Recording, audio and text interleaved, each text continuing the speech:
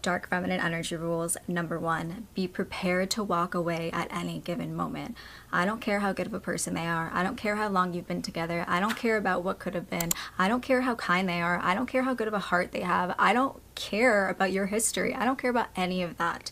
The moment that you start to feel a little bit icky inside, the moment you start to feel unsettled, the moment that your intuition gives you that little tick, that little voice in your head, that just gut feeling, that is when you walk away. That is when you leave silently, no explanation. You walk away, you call your power back, and you leave with your power intact. Listen to your intuition always. That is your guide. Your body knows. You will feel it in your body before your mind does. Before you logically know that, okay, like I should probably leave. Listen to your body, listen to your intuition. Dark feminine energy doesn't stay where she's safe. Even if it's comfortable, even if it's familiar, she stays where she is respected and loved and held. Leaving is your ritual and disappearing is your power. Let them wonder, let them realize, but you're already gone. Number 2, shut your mouth and be mysterious, okay?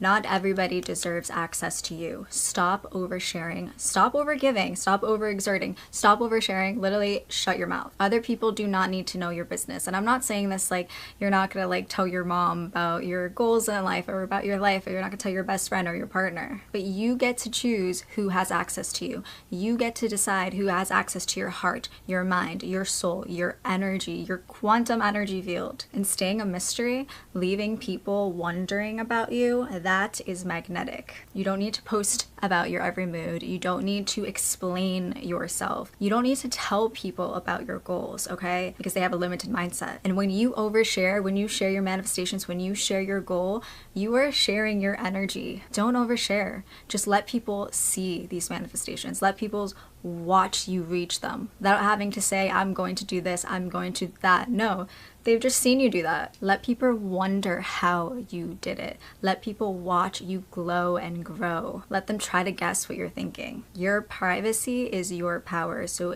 gatekeep your inner fortress. Like, it is the entire world. Speak less, observe more, because the dark feminine energy does not need to prove anything to anyone because she is so secure within herself. She is the proof. Rule number 3, you need to be disciplined yourself in order to discipline other people, in order to discipline men. Your power doesn't come from explaining or screaming or trying to explain why they hurt you and why what they did was wrong. You are powerful when you keep that power within you, when you are not giving it away to someone who does not deserve you. No long paragraphs, no chasing, no asking why. You don't ever need closure. The only closure that you will ever find is within yourself. Your boundary is your absence and your standard is your silence. If someone disrespects you, they lose access to you. Simple. You don't beg, you don't bargain, you just pull back. You pull back, you take your energy and you alchemize that energy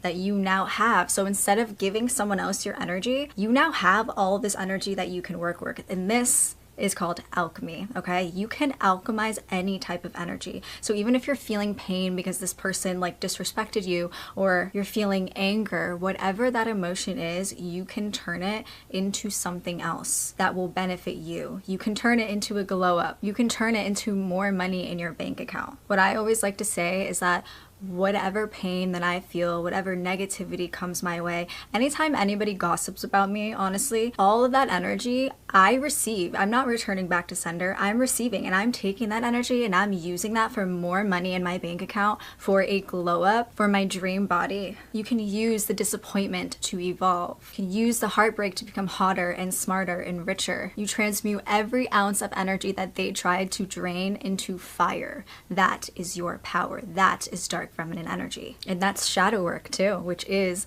dark feminine energy. It is facing your shadow, facing that pain and that hurt and alchemizing it. It is Lilith, your Lilith sign in your birth chart if you're into astrology, which is rule number 4. Work with your own Lilith placement in your birth chart, the house it's in and the sign it's in, because Lilith does represent your dark feminine energy. And once you start embracing Lilith, especially like the characteristics and the vibe of the sign, of like the colors and the house that it's in, you will become unstoppable. It's basically like turning poison into perfume. You don't stay in victimhood. You learn how to sit with your rage and you transform that into radiance. If you have ever read the book The Kybalion, I highly suggest you read that if you haven't, but it basically tells you all the Hermetic laws of the universe essentially. And one of the things that they talk about is like the law of polarity. So in the Kybalion, it is explained that two of the opposite things in our universe and our reality, they're actually the same thing. So think of it like this: hot and cold. They're two extremes, right? And they're literally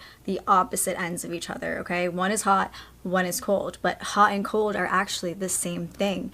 They're in just different levels. They're on different frequencies. So when you go from like cold to like not that cold, like it's freezing cold, not that cold, like lukewarm, and then it gets warm, and then it gets hot.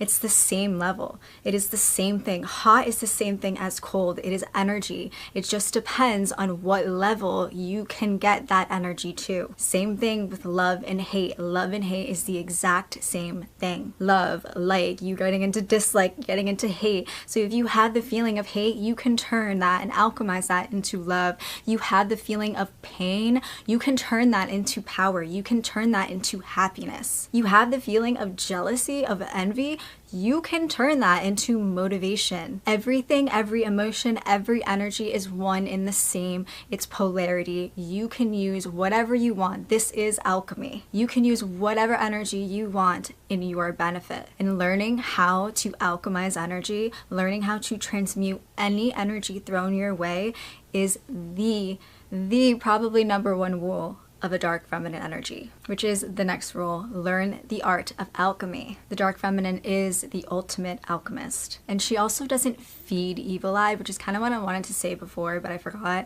She doesn't fear evil eye, okay? Evil eye is a thing where someone can send you negative energy and it can affect your reality, right? Instead of fearing evil eye, she feeds off of it. She feeds off of any energy thrown her way because she knows that she can use it. Rejection, reframe it as redirection. Jealousy as fuel. Negativity, let it bounce off your aura to return stronger as self-love. And a great like affirmation that you can say is kind of what I said before. Like every time someone sends me negative energy or any pain, whatever it is, I transmute that into more money in my bank account. I transmute that into beauty.